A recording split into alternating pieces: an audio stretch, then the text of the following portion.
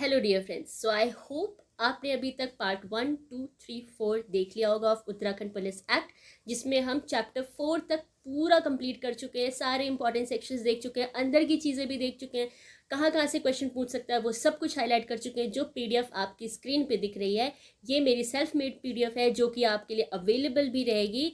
कहाँ मिलेगी? नीचे डिस्क्रिप्शन में आपको लिंक दिया है टेलीग्राम ग्रुप का, उसको बस क्लिक कर लो, आपको फटाक से ज्वाइन कर लो, एवरीथिंग इज देयर। ठीक है, तो टाइम वेस्ट नहीं करेंगे, हम चैप्टर 5 स्टार्ट कर देंगे। ठीक है, chapter 5 is from section 39 to 49 and क्या बताता है? Role, functions and duties of police. ठीक है, this is the marginal note, I mean to say this is the name of the chapter. Section 39 का जो मार्जिनल हेडिंग है ना, वो सेम है, role, functions and duties of the police. ठीक है, इसलिए मैंने दोबारा नहीं लिखा है। देखो 15 ग्राउंड है इसमें। 15 ग्राउंड किस चीज़ के? जो उनके रोल्स, फंक्शंस एंड ड्यूटीज़ बताते हैं। इसको आप रीड कर लीजिएगा क्योंकि वैसे डिटेल क्वेश्चन इसका मेंस में आता है। 3 बार ध्यानपूर्वक पढ़ लीजिए रीजनेबल ग्राउंड से, आपको बिल्कुल भी परेशान होने की ज़रूरत नहीं है। क्वेश्चन आएगा, आप कर ले जाओगे। Now next is section number 40, जो कहता है functions in revenue police area. Revenue police area में जो फंक्शंस हैं वो कैसे क्या होंगे, कौन करेगा, सारी चीज़ें इसमें, इसको पढ़ लेते हैं। सो क्वेश्चन सेक्शन तो थोड़ा लेंदी सा है। ये एक नॉट विद स्टैंडिंग क्लॉज है, यानी नॉन ऑब्स्टेंट क्लॉज है। इसमें बस इन्होंने ये बताया है कि arrangements made in exceptional circumstances. ठीक है, रेवेन्यू पुलिस एरिया में कभी कभी सर्कमस्टांसिस यानी कि जो हमारी स्थितियां हैं वो बहुत एक्सेप्शनल हो जाती हैं। यानी कि एक्सेप्शनल का मतलब इनका यहाँ है कि पुलिस जो होती है ना उसके कंट्रोल के बाहर हो जाती हैं, या फिर बहुत ग्रेव हो जाती है, बहुत ख़राब हो जाती है। तो ऐसी सिचुएशन में जो अरेंजमेंट्स होती हैं वो डिस्ट्रिक्ट मजिस्ट्रेट बनाता है थ्रू सुपरिटेंडेंट ऑफ पुलिस। ठीक है, मतलब वो डायरेक्ट करेगा district magistrate superintendent of police को कि ऐसा ऐसा काम आपको करना है to curb the situation. Right, बस इतना सा ही इंपॉर्टेंट है। इसमें क्वेश्चन ही पूछेगा कि रेवेन्यू पुलिस एरिया में अरेंजमेंट्स कौन बनाता है, तो आपने ये लिखना है district magistrate through SP. Right, next is section number 41, very important, तभी यहाँ पे 2 स्टार लगे हैं। Senior police officer performing duties of a subordinate officer. इसको याद कैसे रखना है पता है? सीनियर जूनियर, मैं आपकी सीनियर हूँ, आप मेरी जूनियर हैं, ऐसे भी याद कर लो। आप मेरे सीनियर हो, मैं आपकी जूनियर हूँ, ऐसे याद कर लो। ठीक है, तो सीनियर जूनियर से याद के रखना है। 41, 4 बड़ा है, सीनियर जूनियर 4 बड़ा है, 1 छोटा है। तो सीनियर जूनियर की बात का मतलब ये है कि यहाँ पे ये दिखाया गया कि senior police officer, junior police officer, subordinate officer का भी ड्यूटी परफॉर्म कर सकता है। तो इसमें सेक्शन नंबर मार्जिनल नोट यही पढ़ लो, बस इतने से काम चल जाएगा। उसके बाद सेक्शन 42 कैसे करेंगे मैम? इसको उल्टा कर दो, 42 को उल्टा कर दो। 42 में ये बताते हैं कि जो पुलिस ऑफिसर है ना, they are always on duty, 24 घंटे काम करते हैं। तो 42 24 घंटे काम करते हैं, हो गया याद? अगर ये क्वेश्चन सही होगा नीचे आके बताना कमेंट में। बहुत मेहनत से पीडीएफ बनाई है और बोलने में भी बड़ी मेहनत लगती है कि अच्छा मैम आपने 42 बताया था, इस पर क्वेश्चन आया था, हमने सही कर दिया। ठीक है, बस इतनी डिमांड है यार, और कुछ नहीं चाहिए, इतना ही काफ़ी है। A small word of appreciation is can do miracles. Right, okay. So section 43 ये बताता है कि जो पुलिस ऑफिसर है not to engage in other employment. देखो जो हमारा चैप्टर 5 है ना, ये बहुत ही अच्छा चैप्टर है, ये आपको काफ़ी अच्छे मार्क्स देगा। एक एक शब्द इसका याद रखना, बस एक एक शब्द, मतलब ओनली 1 वर्ड, एक एक शब्द का ये मतलब नहीं कि एक एक शब्द ऑफ द सेक्शन, कोई ज़रूरत नहीं है। मेंस में पूछेगा, जब मेंस लिखेंगे तो लिख के आएंगे, पीटी के लिए इतने में काम निकल जाना है। क्यों? क्योंकि प्रीवियस ईयर जो क्वेश्चन पूछे गए सब ऐसे ही तो है। not to engage in other employment unless expressly permitted by state government in writing। ये बात भी है कि अगर स्टेट गवर्नमेंट किसी अधिकारी को लिख के दे देती है कि चलो आप दूसरा काम भी कर लो, तब कर सकता है, अदरवाइज नहीं करना है। 44 विड्रॉल फ्रॉम ड्यूटी। मैं पुलिस ऑफिसर हूँ, मैं अपनी ड्यूटी से विड्रॉ नहीं कर सकती हूँ, ये ध्यान मुझे रखना पड़ेगा। 44 45 पुलिस ऑफिसर में ले इन्फॉर्मेशन की बात कहाँ पे की है? 45 में। 46 is very important, take charge of unclaimed property. कैसे याद रखोगे? अनक्लेम्ड प्रॉपर्टी जो है उसकी बात कौन करता है? Section number 46। अच्छा, जो इन्वेंट्री यानी अनक्लेम्ड प्रॉपर्टी मिली तो उसके बारे में एक पेपर में लिखा जाता है कि ये चीज़ें डिस्कवर हुई हैं, वो इन्वेंट्री किसको दी जाएगी? सुपरिटेंडेंट ऑफ पुलिस को। ये भी इंपॉर्टेंट पॉइंट है, इसे ध्यान रखिएगा। Next is diary. ठीक है, जो एक जनरल डायरी है पुलिस ऑफिसर की, उसकी बात कहाँ की गई है? 47। देन 49 यूनिफॉर्म, इंसिग्निया, अकूटरमेंट्स, इन सब की बात की गई है। भाई पुलिस ऑफिसर है तो यूनिफॉर्म तो पहनेगा ही। बैज लगाएगा, और भी सारी चीज़ें हैं। तो उस कौन डायरेक्शन देता है, कौन बताता है कैसे आपको ड्रेस्ड अप होना है, क्या करना है, स्टेट गवर्नमेंट, ठीक है। और डायरेक्शन कौन इश्यू करता है from time to time, director general of police. अब स्टेट गवर्नमेंट किसी के घर में आके तो बताया कि जाहिर सी बात है सबसे बड़ा अथॉरिटी डीजीपी ही होता है, तो डीजीपी ही देखेगा कि आपने प्रॉपरली यूनिफॉर्म्ड हो या नहीं हो। कुछ दिक्कत है तो फिर पनिश भी किया जाता है ना। एक चैप्टर खत्म, चैप्टर 5। नाउ चैप्टर 6 50 to 61 तक है, special provisions for policing. Chapter name याद रखना इंपॉर्टेंट है, special policing provisions for policing. So chapter 5 बात करता है SCIU। ऐसे ही याद रखना, याद हो जाएगा। कैसे याद होगा मैम, हमें तो पता ही नहीं SCIU क्या होता है। SCIU होता है स्पेशल क्राइम इन्वेस्टिगेशन यूनिट, और कुछ नहीं होता, ठीक है। सो कौन क्रिएट करता है, state government. Who is the head of SCIU, not below SI। Sub inspector से नीचे का कोई अधिकारी नहीं, सब इंस्पेक्टर से ऊपर का कोई भी अधिकारी इसका हेड होगा। एनी अदर ड्यूटी करेंगे कोई और, इनका जो स्पेशल क्राइम इन्वेस्टिगेशन यूनिट है, तो स्पेशल क्राइम को इन्वेस्टिगेट करना है, स्पेशल सर्कमस्टांसेस है। अगर कोई दूसरी ड्यूटी ये करना चाहते हैं तो इनको रिटन परमिशन किसकी चाहिए होती है, DGP। किसकी, स्टेट गवर्नमेंट की, नहीं DGP की। इन्वेस्टिगेशन ऑफ अदर ऑफेंसेस तो भी स्पेसिफाइड बाय DGP। बस ये समझ लो, जो special crime investigation unit SCIU है, इसमें DGP अपना पूरा पूरा वर्चस्व रखते हैं। बस क्रिएशन करते हैं स्टेट गवर्नमेंट, बस उसके अलावा स्टेट गवर्नमेंट कुछ नहीं करती है। सारी अथॉरिटी उसने DGP को दे रखी है ना। सेक्शन 51 वेरी सिंपल, कैसे याद रखना है। 51 में म्यूजिक, साउंड सिस्टम, इन सब की बात की गई है, ठीक है। तो इसमें जो मेन पावर है वो SP को। आपका जो एरिया है ना, जहाँ पर रहते हो, वहाँ पे कोई टाइम लिमिट एक्सीड करके म्यूजिक बजा रहा हो या फिर किसी भी तरह का न्यूसेंस क्रिएट कर रहा हो, तो आप इस SP को इन्फॉर्म कर सकते हो, उन्हीं को अथॉरिटी है। वैसे तो पुलिस स्टेशन में फ़ोन करके किसी को भी बता सकते हो, लेकिन जो डायरेक्शन इशू करता है वो SP करता है, to public, by public notice. देखो कभी कभी ऐसा होता है ना कि कुछ नया, जैसे मान लो कोई रथ यात्रा या कुछ ऐसी निकलनी हो, या कुछ त्यौहार होते हैं, तो उसमें पब्लिक नोटिस के थ्रू SP ये बताता है कि टेम्परेरीली रिजर्व करेगा फॉर द पब्लिक पर्पस, कोई स्ट्रीट या पब्लिक एरिया या कोई CM भी आ रहे हो, तो इस टाइप से सारी चीज़ें इसमें ही कंट्रोल होती है।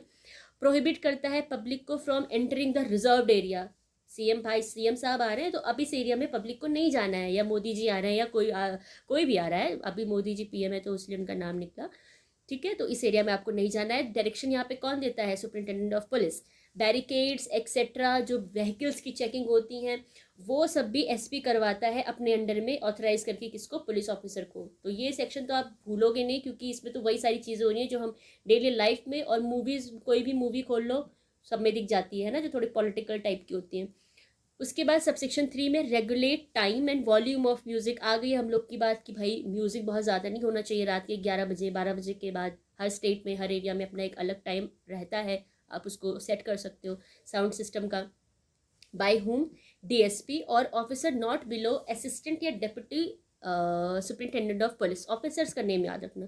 Now section 52 is maintenance of law and order. Law and order को कौन मेंटेन करेगा, superintendent in concurrence with district magistrate. तो ये ध्यान रखना कि superintendence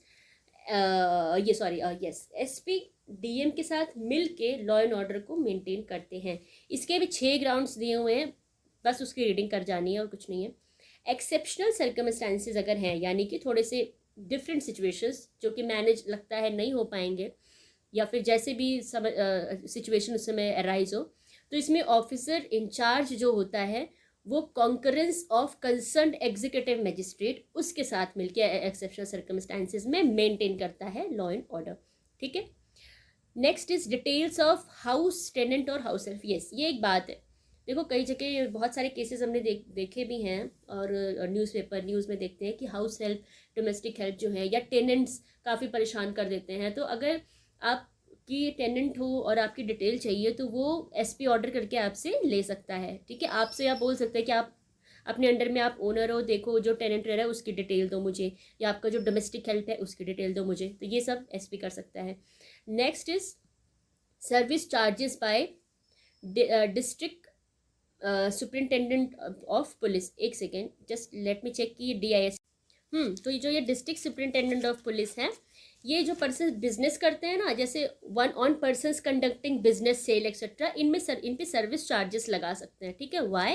requirement to deploy extra police force, safety, maintenance of peace, law and order, इन सब के लिए जो लोग बिजनेसमैन हैं या जो छोटे छोटे ये सेल्स वगैरह लगा के रखते हैं, इनसे वो सर्विस चार्ज कर सकते हैं कि भाई हमें अलग से कुछ लोगों को डिप्लॉय करना है, ठीक है। Now 53 is regulation of traffic. ये भी आसानी से याद किया जा सकता है क्योंकि एक ही सेक्शन है, जैसा ट्रैफिक के बारे में बात करें तो इट्स सेक्शन 53। तो ट्रैफिक को भी रेगुलेट कौन करता है? सुपरिंटेंडेंट ऑफ पुलिस, ठीक। Now witness protection, very very important section 55। Victim rehabilitation, दोनों बहुत इंपॉर्टेंट है, ठीक है। विटनेस प्रोटेक्शन के लिए रूल्स जो फ्रेम होती है वो स्टेट गवर्नमेंट फ्रेम करता है। Who will apply to the court to declare any person as protected witness. जैसे मैं मेरा एक विटनेस है, मैं चाहती हूँ कि उसको एज अ प्रोटेक्टेड विटनेस का दर्जा मिले, ठीक है। तो स्टेट गवर्नमेंट या officer authorise by state government वो कोर्ट को अप्लाई कर सकते हैं कि इस पर्टिकुलर पर्सन को आप as a protected witness protected witness इसको समझिए और इनको प्रोटेक्शन प्रोवाइड कराइए, ठीक है। नाउ 3 कहता है measures for protecting witness, grounds. हाँ, तो इसके भी ग्राउंड्स थे, इसको मैं एक बार पढ़ना चाहूँगी ज़रूर से क्योंकि ये इम्पॉर्टेंट है, बट ये पढ़ेंगे तो हमें सेक्शन और अच्छे से समझ में आएगा। So the measures for protecting such witness में include making necessary arrangements, allowing the witness to establish new identity, अगर विटनेस को नई आइडेंटिटी देनी है कर सकते हैं, या providing arrangements to protect and provide security to the witness and his family, relocating the witness, उसे रेलोकेट करना हो, providing accommodation, transport for property of the witness, ठीक है। रीजनेबल फाइनेंशियल असिस्टेंस, देखो वही बात है, मैं अगेन बोलूँ, जो पॉइंट्स मैंने यहाँ पे मेंशन नहीं किए और अगर लिखा है कि उसको आप 2-3 बार पढ़ लीजिए, जब आप पढ़ोगे ना आपको समझ में आएगा ये बहुत रीजनेबल है। नोट्स में ओवरबर्डन नोट्स को नहीं किया जाता है, जो हमारे लास्ट टाइम रिवीजन नोट्स होते हैं, ठीक है। तो इस वजह से इसको 2-3 बार पढ़ना, दिमाग में खुद ही सेट हो जाएगा कि विटनेस है तो उसको क्या क्या क्या किस तरह की ज़रूरतें पड़ सकती है। इसमें एक जी पॉइंट इंपॉर्टेंट था, अगर फॉरेन विटनेस की बात करता है तो आप ये बता सकते हो कि सेक्शन 54 के 3 के जी में, है ना, ये लिखा है ना 3 के जी में फॉरेन विटनेस की बात की गई है। Now section 55 that is victim rehabilitation. Victim rehabilitation के मैटर में स्टेट गवर्नमेंट उनकी safety, protection, assistance for a victim के लिए रूल्स लेट डाउन करती हैं, ठीक है। और अगर कोई डिफिकल्टी आ रही है उनकी रिहैबिलिटेशन को तो उसको भी रिमूव करने का काम कौन करता है? State government. ओके गाइज, ये देखो मैंने आपका काम बहुत आसान कर दिया है। कुछ सेक्शंस इसमें है जो विलेज से रिलेटेड थे, गांव वाला टर्म उसमें आ रहा था, तो मैंने सारे सेक्शंस को कंपाइल कर दिया है ना। ये मैंने आपके लिए बहुत इजी कर रखा है, इसको आप खुद से लिख लीजिए या तो आप PDF ले लीजिए, उसमें आपको मिल जाएगा। सो विलेज में एलिस्टमेंट वाला सेक्शन कौन सा है? एलिस्टमेंट ऑफ विलेज गार्ड्स, ठीक है, रूरल एरियाज में section 56। Guard to be honorary worker section 57, ठीक है, read only section. Duties and responsibilities of village guard 59, marginal notes plus 3 times reading. Defence team, village defence team 60, identification of guard 58, और community liaison group, इसको CLG करके भी याद रख सकते हो, ये 61। 2-3 बार इसको देख लेना, अपने रफ में लिख लेना, याद हो जाएगा, ठीक। Now section 56 enlistment of village guards in rural areas. ये जो मैंने सेक्शन यहाँ पे लिखा ना, इसको मैंने थोड़ा सा यहाँ पे क्लियर भी कर दिया आप लोगों के लिए, ऐसा नहीं कि सेक्शन लिख के छोड़ दिया कि अरे छोड़ो लिख दिया बच्चे पढ़ लेंगे, कोई नहीं, थोड़ा सा क्लियर कर देते हैं। So enlistment of village guards in rural areas किसके द्वारा होता है? Superintendent of police. क्वालिफिकेशन क्या है विलेज गार्ड बनने की? आपकी हेल्थ साउंड होनी चाहिए, 30 से 60 साल के बीच में आपकी एज हो सकती है, आप उस गाँव के रहने वाले होने चाहिए, निवासी होने चाहिए, और eligible to be enlisted of village guard है ये, ठीक है, VG। या तो एलिजिबिलिटी का क्या जो क्राइटेरिया है उसमें एक्स सर्विसमैन, पैरामिलिट्री पर्सनल अगर कोई है वो एलिजिबल माना जाएगा, अगर कोई होम गार्ड वॉलंटियर है वो भी माना जाएगा, जिसको प्रांतीय रक्षक दल बोलते हैं। स्पोर्ट्स पर्सन है जो डिस्ट्रिक्ट या स्टेट लेवल का है तो वो भी बन सकता है विलेज गार्ड, या कोई और भी पर्सन, ज़रूरी नहीं है कि यही 3 है तो ही बन सकते हैं। अगर आप नॉर्मल पर्सन आप जाते हैं वहाँ इंटरेस्ट दिखाते हैं तो you can be a village guard. Now disqualifications देखो, कन्विक्शन ना हुआ हो, ठीक है, अगर आप कन्विक्टेड हैं तो डिस्क्वालीफाई हो जाएंगे, क्रिमिनल चार्ज आपके ऊपर ना लगा हो, ऐसा नहीं है कि आप अंडर ट्रायल चल रहे हैं या इन्वेस्टिगेशन चल रहा है तो भी आप डिस्क्वालीफाई हो जाएंगे। नेक्स्ट इज टेन्योर आपका 3 years, जो विलेज गार्ड होते हैं उनका टेन्योर इज 3 years, एक्सटेंडेड और renewed by DSP। Very important point, कौन एक्सटेंड कर सकता है, कौन रिन्यू कर सकता है? DSP, deputy superintendent of police, ठीक है। सेक्शन 60 डिफेंस टीम की बात करता है, विलेज डिफेंस टीम, इसका formation SP. 61 community licence group, इसमें डीएसपी एक या एक से ज़्यादा सीएलजी फॉर्म कर सकते हैं। क्यों फॉर्म की जाती है सीएलजी?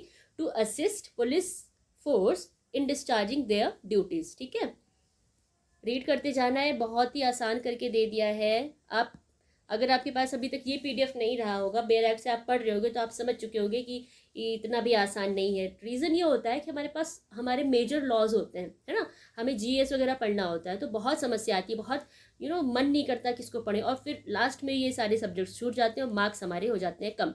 क्योंकि लॉ में अगर आपका अच्छा स्कोर नहीं है तो फिर आप समझ लो, जीएस में लॉ के बच्चे वैसे भी मोस्ट ऑफ द स्टूडेंट्स बहुत ज़्यादा उनका अच्छा नहीं जाता है।